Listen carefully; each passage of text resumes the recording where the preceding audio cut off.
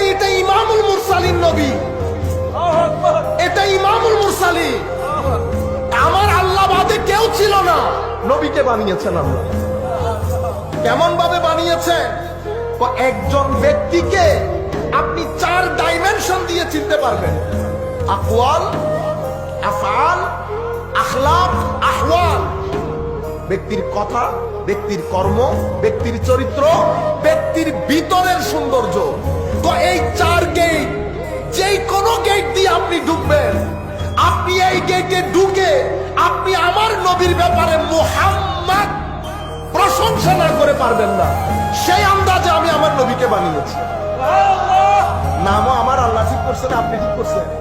মুহাম্মদ প্রশংসিত, যার প্রশংসা বারবার করা হয়। মওলা একবার করলে করলাম, 2 বার করলে করলাম, কিন্তু বারবার কেন? তো বারবার হচ্ছে যখনই চোখ তোলে দেখবে প্রশংসা করতে বাধ্য হবে। আমি নবীকে এইভাবে বানিয়েছি, এমন নবী যাকে মুসা আলাইহিস সালামও ইমাম মানে, ঈসাও যাকে ইমাম মানে, কুল কায়নাতের আম্বিয়া যাকে ইমাম মানে, যার ঘরের দরজায় জিবরিল আমিন ওহী নিয়ে এসে বসে থাকে, যার ঘরের দরজায় এসে পারমিশন চায়, হুজুর আসতে পারি?